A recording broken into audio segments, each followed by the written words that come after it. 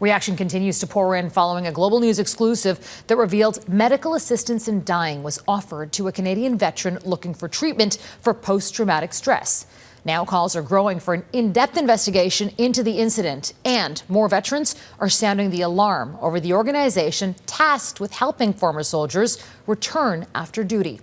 Our Mercedes Stephenson has been following this reaction since breaking the news earlier this week. Mercedes, this story has really hit a nerve. It sure has, Farah. I have heard from dozens and dozens of veterans who are outraged by this. And some of them knew about this before. It was really starting to pick up in the veterans community because they were so hurt and felt so betrayed that somebody who was seeking help, who was on the upswing according to many friends who are close to him, who I've spoken to, in his mental health and his physical health, and then suddenly this happens. It speaks to the lack of trust that a lot of veterans have in the system. They believe the government would rather see them die than pay for them to live. That is not borne out by what we're seeing in terms of the facts, and we have to keep in mind that in that particular scenario, it was a one offer to that veteran, which we're still investigating.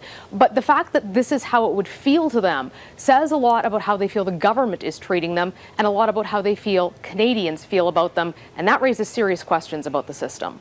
Mercedes, I mean, how well is the system working for veterans right now?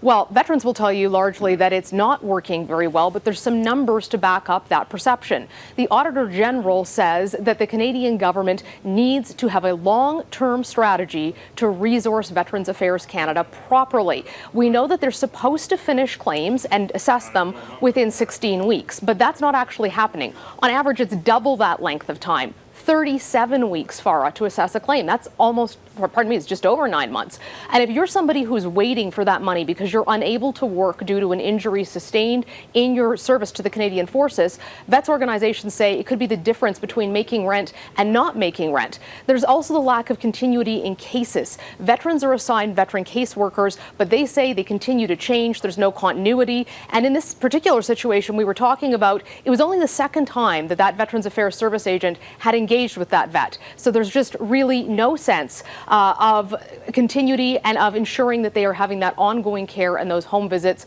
So they certainly need more people in the system, according to both veterans and the Auditor General. Still lots of questions on this one. Mercedes Stephenson in Calgary. Thank you, Mercedes.